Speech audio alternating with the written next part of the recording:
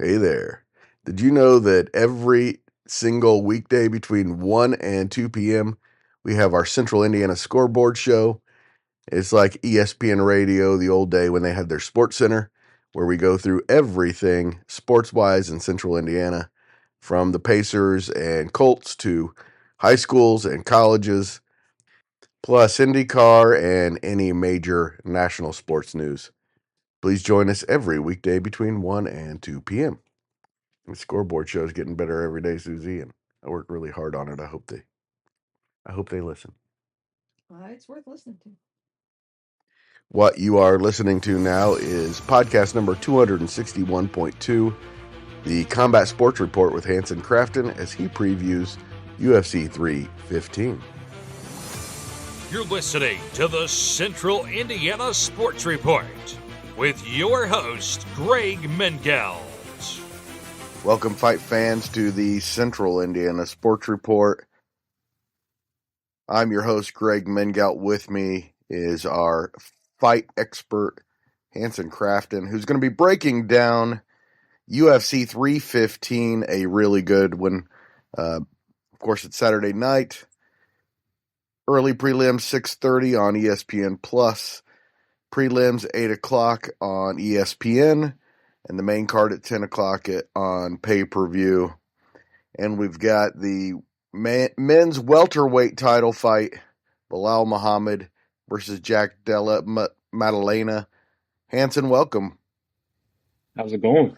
Going great. Got a good one on Saturday night. Yeah, we got two title fights.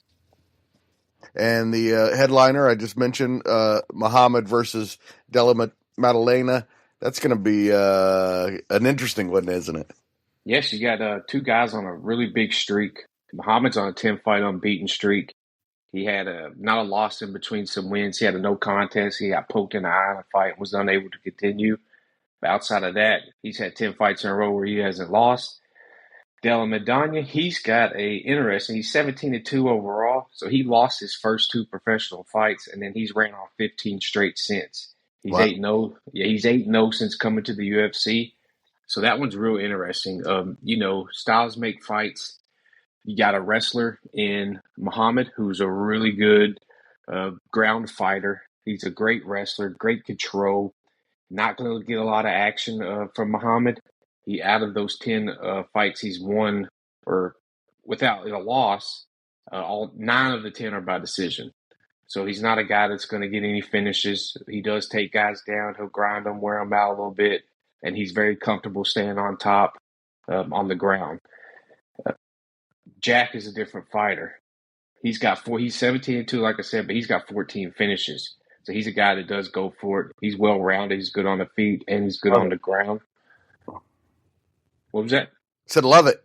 Yeah, he's well-rounded. So he's going to bring the fight. It's going to be interesting to see if he can stop the takedowns. I know he's got decent offensive wrestling, so it'll be interesting to see what kind of defensive wrestling he has, because Muhammad is very good. And Muhammad, in his last fight, with his title fight over Edwards, he did show a little improved stand-up. Normally, he's been a guy that's been deceptible on the feet, not very good with his hands, not very good with his feet. But it looks like he has been working on it. He had some decent boxing. At least he was using it to get his range to where he could take some good shots and kind of just keep pressure on Edwards. But he did have a stoppage. Sean Brady, a couple fights before he fought for the title. So he can hurt guys. He just doesn't prefer that. So he's not really going to put himself in any situations to where you're going to see any wild exchanges or anything like that. He's going to come with a game plan. He's going to bring a pace. He's going to press forward. He's going to look for takedowns. He's going to look for ground control. Now, Della Maddalen, he's going to look for a finish. Like I said, he can get it on the ground and on the feet. So he'll be chasing the finish for the 5 rounds. So, like I said, styles make fights. It's one of those interesting where we'll see if the wrestler, the pressure and the wrestling of Muhammad can overwhelm Jack Della Maddalen in his first title fight. Della Maddalen is Australian. What are your thoughts on who wins this one? I agree with the odds. I think Muhammad wins this one. I think his pressure is something that will give Jack trouble. I don't know. Never really seen him against an offensive wrestler like Muhammad. and Muhammad's very strong as well. And he's come from a really good camp. He trains with Khabib and Islam and them. So he's going to be very well prepared. And like I said, he's going to stick to a game plan. He's not a guy that's going to go in there and go crazy. So I just think he's going to use his wrestling and he'll get the job done. One thing I noticed about this card, Hanson, only one American on the entire card. A few Canadians because it's in Canada. A very international flavor to this card. They usually like to do that with the Canada and Australian cards. Will usually get that because I don't think they can really stack them with that many UFC guys. You know, like if you go to Brazil, they've got a ton of Brazilians, so they can fill the card up with Brazilians. Same thing within the UK. But with Australia and Canada, you usually see that. You'll get a mix of kind of all the nations. And it's not the only title fight of the night. The women's flyweight division features Valentina Shevchenko against Manon Fiorot of France. Kyrgyzstan against France here. And these are 125 pounds. Hanson, tell us about this one. This one, it's a battle of two older women. Valentina is 37. Manon is 35. Now, the difference with her is she is kind of early in her career. She's just had 13 professional fights. Valentina, on the other hand, this will be her 30th professional fight. Right. She is 12-3 in the UFC, so she's got a lot of experience. Maybe towards the end of her run, I know her last 3 fights have kind of trouble. You know, she went on a long streak in the UFC. So she did have a loss 3 fights ago against Alexis Grasso. They had a trilogy. They split, and then they also had a draw in there as well. She's also on the undercard of that fight. So won the most recent one, though. She went loss, draw, win, so she's going in the right direction.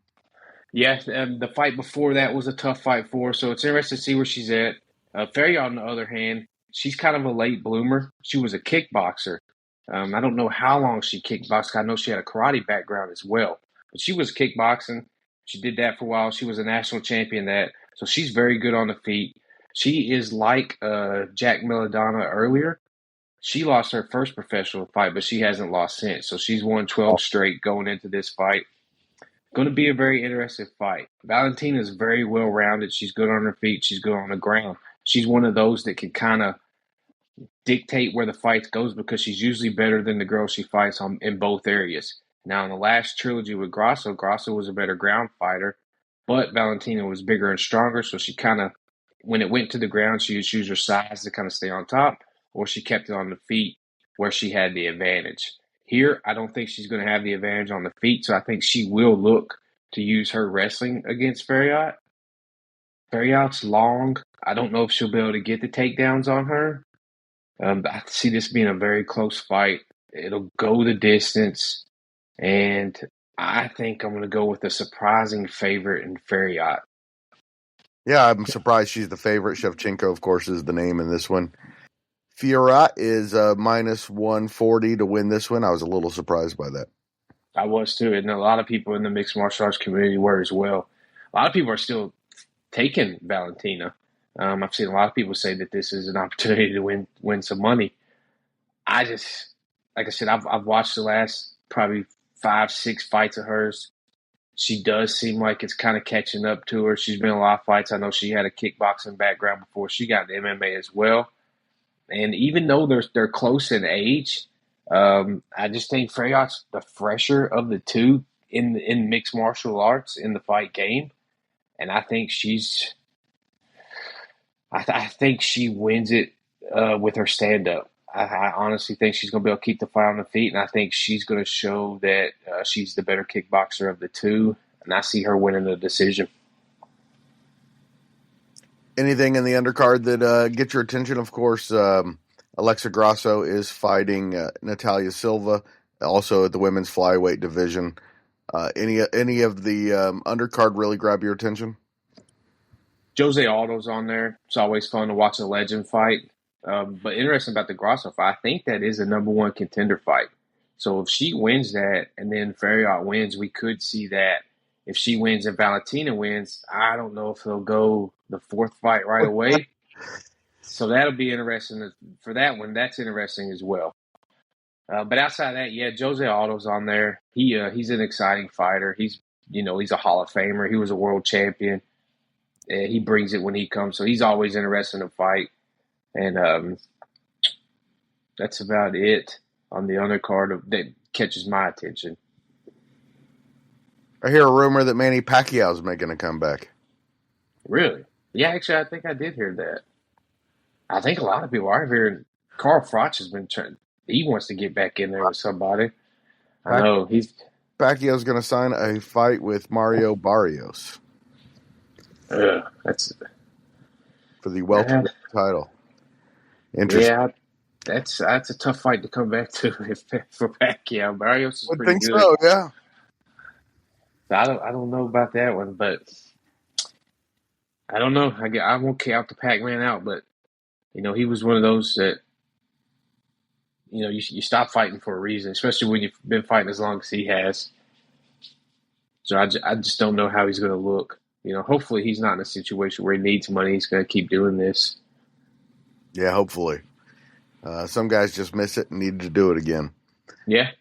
Thoughts on Canelo's point win over William Skull?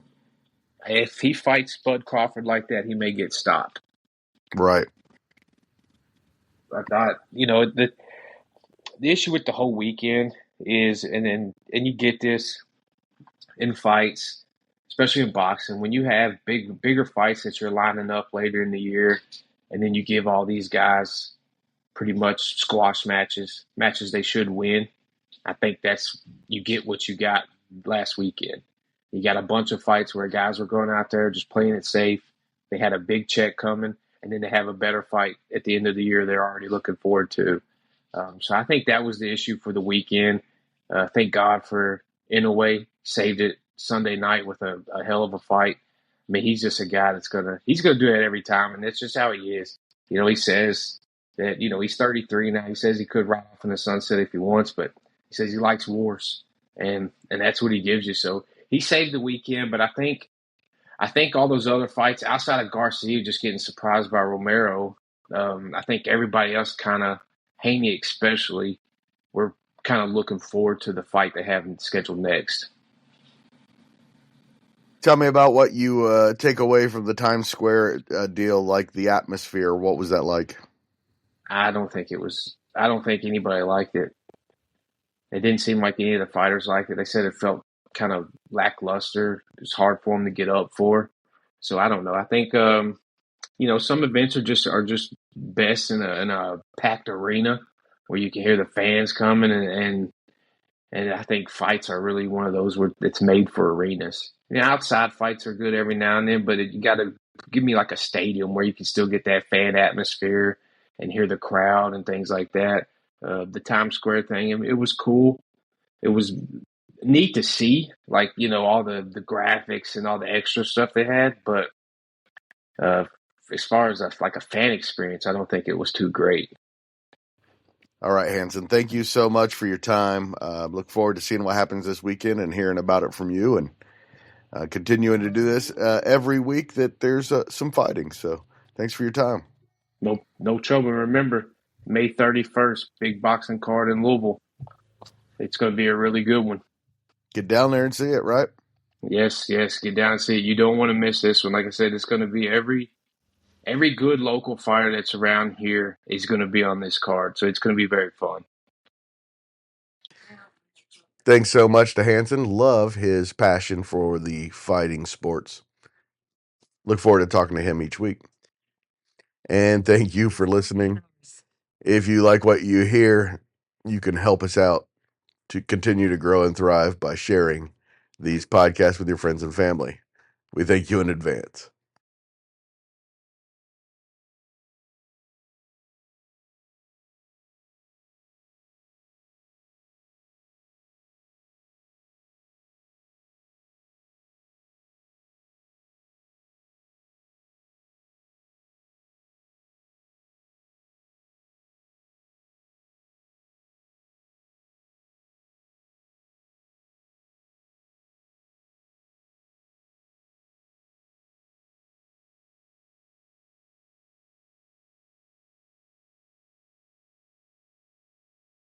Central Indiana Sports Report is brought to you by TG Media. And I love you, Susie.